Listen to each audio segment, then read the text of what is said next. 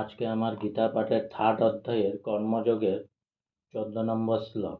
অন্নাৎ ভবন্তি ভূতানি পর্জন্যা ধন্য সম্ভব যজ্ঞাৎ ভবতি পর্জন্যযজ্ঞ কর্ম সমুদ্ধব।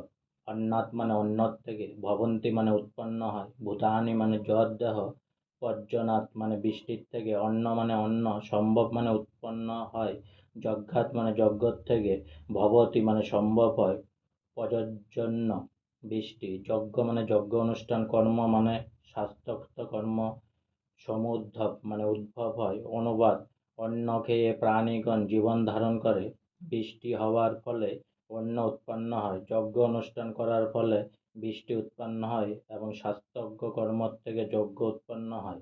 তাৎপর্য: শ্রীল বলদেব বিদ্যাভূষণ ভগবদ্গীতার ভাষ্যে লিখেছেন যে ইন্দ্রাদগ্ধতয়া বস্থিতং যজ্ঞং সর্বেশ্বরং বিষ্ণুমব্যোচ্চ তচ্চেষম সন্তি তেন তদ্ধেয় যাত্রাং সম্মাদয়ন্তি তে তন্ত সর্বেশ্বরস্য যজ্ঞপুরুষস্য ভক্তা সর্বকিল্পিষ্য রণাদি কাল ভিভি দৈত্রাত্মানুভব প্রতিবন্ধক নিখিল পাপ বিমুচ্যন্তে।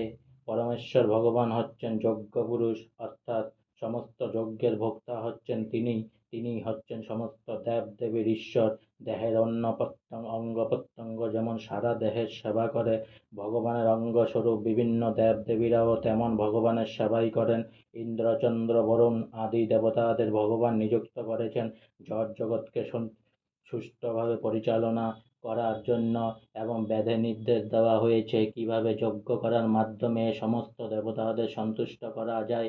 এভাবে সন্তুষ্ট হলে তারা আলো বাতাস জল আদি দান করেন, যার ফলে প্রচুর পরিমাণে ফসল উৎপন্ন হয়। ভগবান শ্রীকৃষ্ণের আরাধনা করা হলে ভগবানের অংশ বিশেষ দেব দেবীরাও সেই সঙ্গে পূজিত হন, তাই তাদের আর আলাদা করে পূজা করার কোনো প্রয়োজন হয় না। এই কারণে কৃষ্ণ ভাবনাময় ভগবানের ভক্তেরা ভগবানকে সমস্ত খাদ্যদ্রব্য নিবেদন করে, তারপর তা গ্রহণ করেন। তার ফলে দেহ চিন্ময়ত্ব প্রাপ্ত হয়।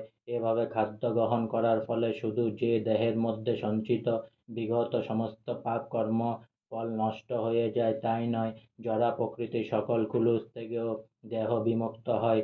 যখন কোনো সংক্রামক ব্যাধি মহামারী রূপে ছড়িয়ে পড়ে, তখন রোগ প্রতিষেধক টিকা নিলে মানুষ তার থেকে রক্ষা পায়। সেই রকম ভগবান বিষ্ণুকে অর্পণ করার ফলে সেই আচার্য প্রসাদ রূপে গ্রহণ করলে জাগতিক কুলুষতার প্রভাব থেকে যথেষ্ট রক্ষা পাওয়া যায়, এবং যারা এভাবে অনুশীলন করেন তাদের ভগভক্ত বলা হয়। তাই কৃষ্ণ ভাবনাময় ব্যক্তি যিনি কেবল কৃষ্ণ প্রসাদ গ্রহণ করে জীবন ধারণ করে, তিনি বিগত জ্বর সংক্রমণগুলিকে প্রতিরোধ করতে পারেন, এবং এই সংক্রমণগুলি আত্ম উপলব্ধির উন্নতির পথে বাধা স্বরূপ। পক্ষান্তরে যে ভগবানকে নিবেদন না করে কেবল নিজের ইন্দ্রিয় তৃপ্তি লাভের জন্য খাদ্য গ্রহণ করে, তার পাপের বোঝা বাড়তে থাকে এবং তার মনোবৃত্তি অনুসারে সে পরবর্তী জীবনে শূকর ও কুকুরের মতো নিকৃষ্ট পশুদেহ ধারণ করে, যাতে সমস্ত পাপ কর্মের ফল ভোগ করতে পারে।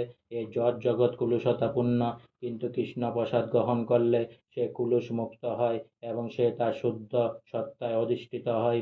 তাই যে তা করে না, সে ভবরোগের কুলুষ তার দ্বারা আক্রান্ত হয়ে যন্ত্রণা ভোগ করে।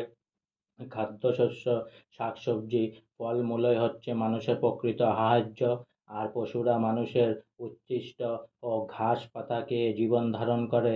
যে সমস্ত মানুষ আমিষ আহার করে তাদেরও প্রকৃত পক্ষে গাছপালার উপরই নির্ভর করতে হয়, কারণ যে পশু মাংস তারা আহার করে সে পশুগুলি গাছপালা ও অন্যান্য উদ্ভিদের দ্বারাই পুষ্ট।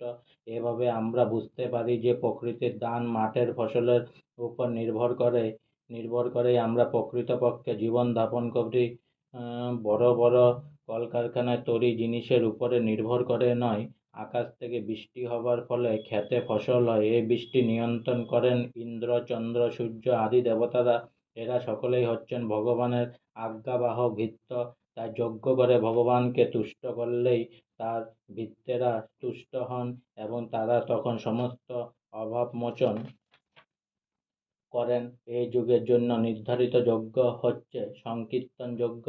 তাই অন্তত পক্ষে খাদ্য সরবরাহের অভাব অনটন থেকে রেহাই পেতে গেলে সকলেরই কর্তব্য হচ্ছে এই যজ্ঞ অনুষ্ঠান করা। এই সংকীর্তন যজ্ঞ করলে মানুষের খাওয়ার পরার আর কোনো অভাব থাকবে না। আজকে আমার গীতা পাঠের 8 অধ্যায়ের কর্মযোগের 14 নম্বর শ্লোক এখানেই সমাপ্ত হলো। তাই পুনরায় একবার বলুন, হরে কৃষ্ণ কৃষ্ণ কৃষ্ণ হরে হরে, হরে রাম রাম রাম হরে হরে। অনেক অনেক সাবস্ক্রাইব করুন, অনেক অনেক লাইক করুন, অনেক অনেক ভালো থাকুন, অনেক অনেক সুস্থ থাকুন, অনেক অনেক হেল্প করুন মানুষকে। রাধে রাধে।